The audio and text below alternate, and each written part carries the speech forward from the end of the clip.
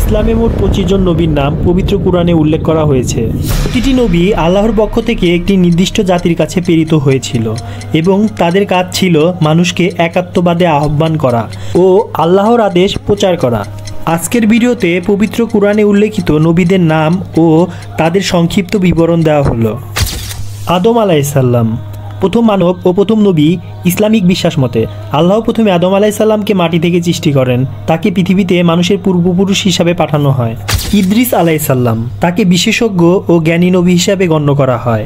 তিনি প্রথম মানুষ হিসাবে লেখা ও সেলাই করতে শেখান বলে বিশ্বাস করা হয়। নূহ আলাইহিসসালাম, নূহ আলাইহিসসালাম আল্লাহর প্রতি অবাধ্য জাতির কাছে নবী হিসাবে প্রেরিত হন। মহাপ্লাবনের সময় তার নির্মিত কিস্তিতে যারা আশ্রয় নিয়েছিলেন তারাই বেঁচে যান।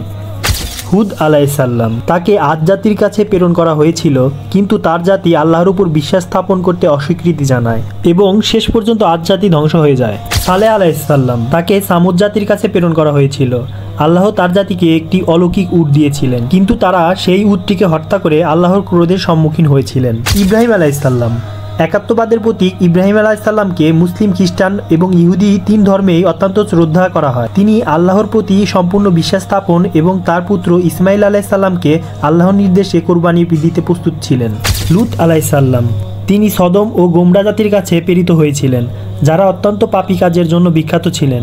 সেই জাতিকেও আল্লাহ ধ্বংস করেন।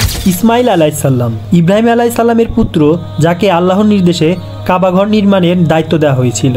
ইসহাক আলাইহিসসালাম, ইব্রাহিম আলাইহিসসালামের আরেক পুত্র, যার বংশধর ইসরায়েলি জাতি থেকে বহু নবী প্রেরিত হয়।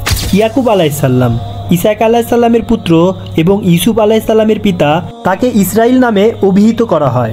ইউসুফ আলাইহিসসালাম, সুন্দর ও সৎ চরিত্রের অধিকারী নবী ইউসুফ আলাইহিসসালামের জীবন একটি উদাহরণ, যা সৎ চরিত্র ও বিশ্বাসের মূল্যকে বোঝায়।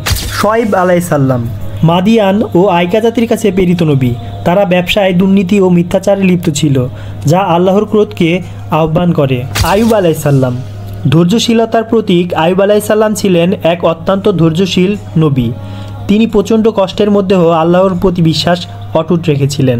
জুলফিকার আলাইহিসসালাম, কুরআনে তার নাম উল্লেখ করা হয়েছে, তবে তার জীবন সম্পর্কে বিশদ বিবরণ পাওয়া যায় না। মুসা আলাইহিসসালাম, বনি ইসরায়েলের জন্য প্রেরিত নবী। মুসা আলাইহিসসালামকে আল্লাহ ফিরাউন থেকে বনি ইসরায়েলকে মুক্ত করার জন্য দায়িত্ব দিয়েছিলেন। তার কাছে তাওরাত নামক পবিত্র গ্রন্থ প্রেরিত হয়েছিল। হারুন আলাইহিসসালাম, মুসা আলাইহিসসালামের ভাই ও সহকারী। তিনি মুসা আলাইহিসসালামের পর বনি ইসরায়েলকে সঠিক পথে পরিচালনা করেছিলেন। দাউদ আলাইহিসসালাম, একজন রাজা ও নবী। তাকে জাবুর নামক একটি পবিত্র গ্রন্থ প্রদান করা হয়েছিল। দাউদ আলাইহিসসালাম ছিলেন আল্লাহর প্রতি গভীরভাবে অনুগত ও সৎ। সুলাইমান আলাইহিসসালাম, দাউদ আলাইহিসসালামের পুত্র এবং একজন জ্ঞানী রাজা, যার কাছে আল্লাহ অসংখ্য ক্ষমতা প্রদান করেছিলেন, যেমন প্রাণীদের ভাষা বোঝা, জিনদের নিয়ন্ত্রণ করা। ইলিয়াস আলাইহিসসালাম, ইলিয়াস আলাইহিসসালাম আল্লাহর পথ থেকে বিচ্যুত একটি জাতির কাছে প্রেরিত হয়েছিল, কিন্তু তার জাতি তাকে প্রত্যাখ্যান করেছিল। আল ইয়াসা আলাইহিসসালাম, তিনি ইলিয়াস আলাইহিসসালামের পর নবী হন এবং তার জাতিকে সঠিক পথে পরিচালনা করেন। ইউনুস আলাইহিসসালাম, আল্লাহর নির্দেশ ছাড়াই তার জাতি ছেড়ে চলে যান, ফলে তিনি একটি বিশাল মাছের পেটে আটকা পড়েন। পরে আল্লাহর ক্ষমায় তিনি মুক্তি পান। জাকারিয়া আলাইহিসসালাম, আল্লাহর কাছে থেকে বৃদ্ধ বয়সে পুত্র সন্তান চেয়ে আল্লাহর কাছ থেকে ইয়াহিয়া আলাইহিসসালামের পিতা হন। ঈসা আলাইহিসসালাম, খ্রিস্টানদের যিশু। ইসলামিক বিশ্বাস অনুযায়ী ঈসা আলাইহিসসালামকে ক্রুশবিদ্ধ করা হয়নি। আল্লাহ তাকে আসমানে আগেই উঠিয়ে নিয়েছেন। কিয়ামতের আগে তার পুনরায় আগমন ঘটবে। মুহাম্মদ সাল্লাল্লাহু আলাইহিসসালাম, ইসলামের শেষ নবী এবং তার উপর কুরআন অবতীর্ণ হয়। তিনি মানবজাতির জন্য আল্লাহর চূড়ান্ত এবং পূর্ণাঙ্গ বার্তা নিয়ে এসেছিলেন। এছাড়া ইসলামে বিশ্বাস করা হয় যে আল্লাহ অনেক নবী প্রেরণ করেন, যাদের সংখ্যা অসংখ্য। তবে কুরআনে উল্লেখিত 25 জন নবী আল্লাহর বিশেষ প্রেরিত পুরুষ হিসাবে গুরুত্বপূর্ণ।